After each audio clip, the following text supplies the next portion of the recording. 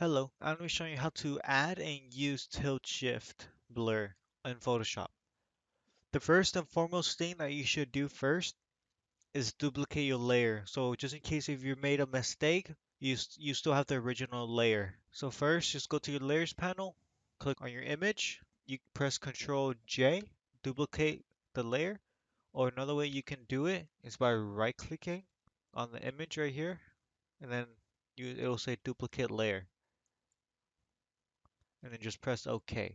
After you duplicate the layer, go to the top left where it says filter, click on it, go all the way down until you find blur gallery, and then just click on tilt shift. After you've done that, you see this whole new page. You see like blur tools, effects, motion effects, noise. You don't have to worry about those right now. First, you just focus on the tilt shift. Now, as you see, there's three different kind of layers. Well, there's six, but it's pretty much divided into three. First, the middle layer. The middle layer where it has the dot in the center, that'll be your focus point, and around it will be blurred. Now, the second layer, which is in between the solid line and the dotted line, will be these two. That will be the transition into the blur. So that means you see the slight blur. Like first is like normal, just like everything's normal. Then you see like the slight transition into the blur. Now here's the third layer, the outer line layer. This is pretty much the main part of the blur. And if you want to add more of the blur, let's just say, you see the dotted line, you gotta move it closer to the middle. As you see, is this part of the building is blurred compared to before, which it wasn't as much, only the very top. So let's say I just want to move it, and it gets blurred.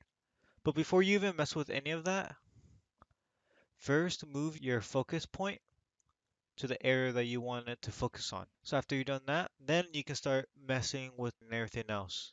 You can even move the solid line if you like. But I'll just put mine like to like right here. This part will be my main focused area, as you see. And you see this like white line, it'll be like a white circle around the focus point. That'll be how much blur will be if you just hold it, as you see. Let's say the more of the white line, the more of the blur. And you see it shows the number 123, and if you lessen it, it won't be as much of a blur. It even goes on the top right here, where it says in the blur tools tilt shift, it says blur. You can even move it right here if you like. You don't really have to completely worry about distortion as of right now. But after you done all this, you can start moving the dotted line.